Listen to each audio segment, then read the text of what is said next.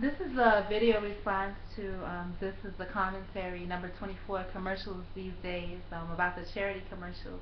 Just wanted to say what's up, Trey. And the reason why I'm responding to this is because this hits home for me. I've always said that you don't know. I remember maybe about 10 or 20 years ago, 10, 20, about 15, 18 years ago, I worked at SunTrust Bank in Atlanta. And there was a lady that worked with me, and in that area I always saw homeless people. I never thought that I would be. I'm going to start from the beginning to the end, but I did come in a situation where I was about 20 years later. But when I worked there, during lunch breaks, I've always been a loner and quiet person.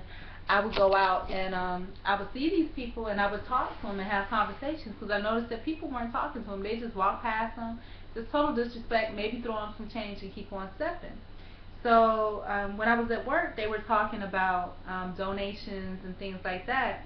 And I said, well, every day when I go to lunch, I sit and talk to someone. And if I'm able to take them to lunch, a dollar menu somewhere or something inexpensive, I sit and I have lunch with them as I would any person that I had respect with for, and have a conversation. She was like, I just donate to the Make-A-Wish or Rainbow Coalition and whatever like that.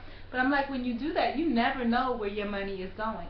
And not only that, but they're not getting the full impact of your money, because they have to pay the admin people, the advertising, this, that, and the other. So your dollar doesn't amount to a hill of beans. Not less than that, because that wasn't a hill of beans to start with.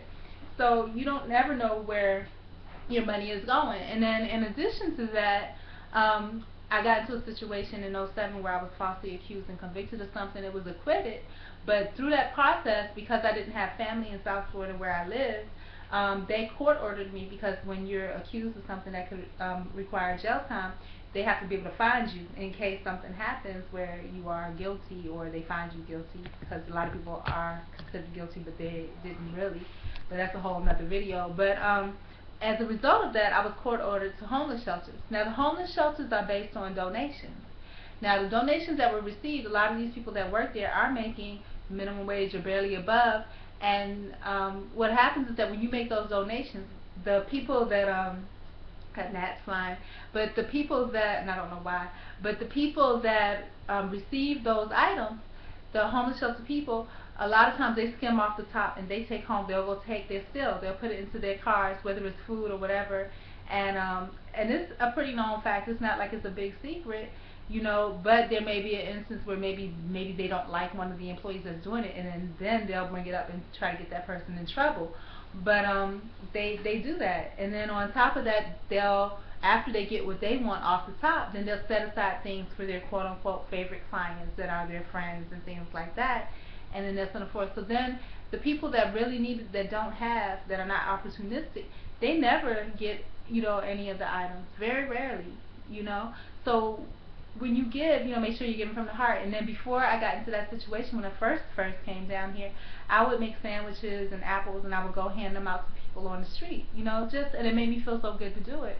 It's just a real eye-opening experience to have been on one spectrum of it and the other, because I can see completely.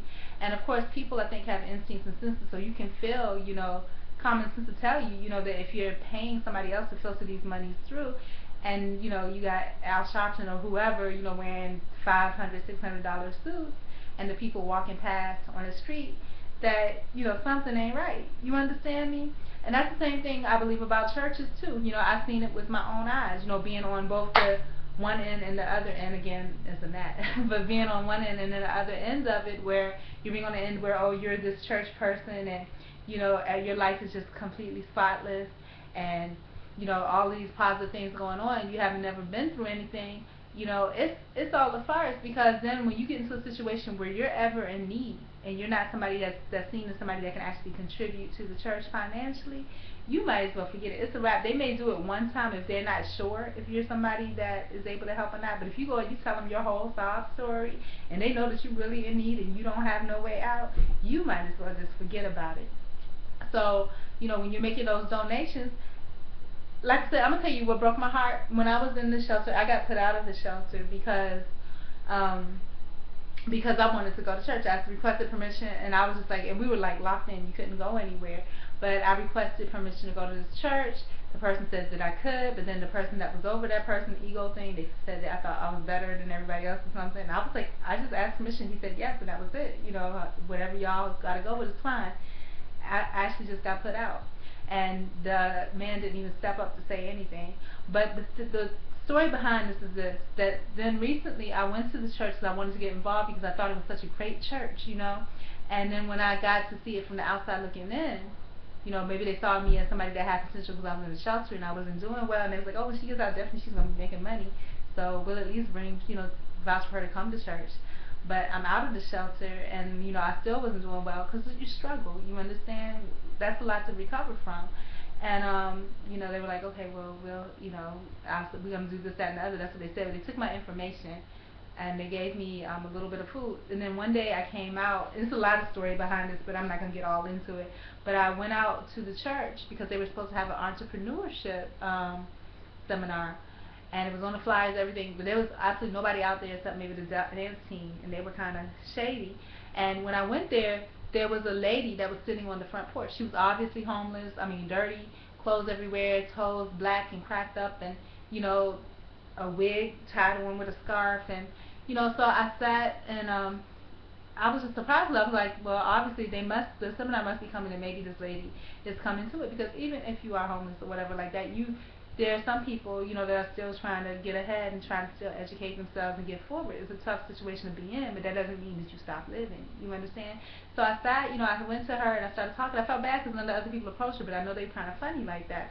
So I was just like, oh, so are you here for the entrepreneurship workshop? I said, you're here for the church? She was like, no. She was like, yeah, I'm here for the church. And I was like, are they supposed to be opening soon? She was like, I don't know. Next thing I know, the dance people had closed the door, and I guess they locked it. So I, you know, went and banged on the door, you know, because I, you know, banged on the door, and I was just like, oh, you know, the entrepreneurship meetings, because I finished talking with her, it's still going on, and they're just like, no, they didn't have the common courtesy to come out and just say hi to her, how you doing, you know, there's no church here today. They were just going to let her sit there the whole day, you know. And not only that, but as I sat and talked to her, she was like, she was just so distraught, and I can understand that feeling about so many things that she went through. She didn't know where to start. And she was just like how she came to the church, asked for food. They would not give her a can of food. Would not give her a can of food. And that's what they receive donations and tithes and all that for. And when I came, they told me that on such and such days, when they give out such and such day, that person wasn't trying to talk to me.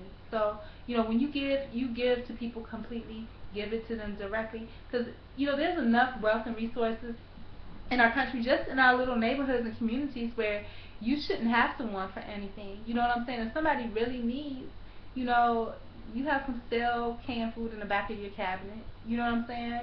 I mean, it's just, if it takes the thing of trusting somebody to be able to donate or give to them, get to know them. It doesn't hurt. If they really need something, they don't mind if you're sincere and you're not accusatory. You sitting and talking to them and getting to know, you know what I'm saying, their situation. You know, a lot of times, depending on where that person is in their life, or those entities that are in need, the need starts prior to the actual financial need. The need begins with the social need. You know, all of these diseases or uneasiness of life are socioeconomic problems. There's social problems first, you know. Somehow the person or entity or company, whatever, has fallen between the cracks of society. And the first step up is to open your mouth and speak. That's what I'm saying. If you have an opportunity to love people, love them first. You know, love them first. Look past the fault. See the need. If you can do something directly, don't push it off to a foundation, somebody else. You give what you can. If it's not money that you can give, you give your time. You say hello. You offer them, you know, hey, you know, if you see a homeless person, you know, and you work nearby, you know, what are you doing for lunch? My name is such and such. Do you mind if we sat down and had lunch one day? I don't have a lot of money, but I can just get you maybe one thing off the dollar menu. We can have water and chat, you know? So that's what I just want to put out there. I wanted to say thank you so much for posting that, being real about that, because people are so blind these days, it just doesn't make any sense. So I really appreciated that. And I can say so much more, but I'm not. But I did appreciate it. And hopefully this gets posted, you know, because, I mean, people need to know that, you know, not only from a point of view of somebody that, you know, is a giver, or a person that is able to give, or, you know, in a situation where they're higher up, but also from somebody that may have experienced things on the bottom side too. So I've experienced both. So I'm just going to say good job to you and your videos telling the truth. I appreciate it. All of them, for the most part. Some of them I'm just like, we're not gonna go there though. It's just because I have some personal experiences that may differ from yours. Just on the Asian mother thing, but I'm not gonna go into that right now. Peace.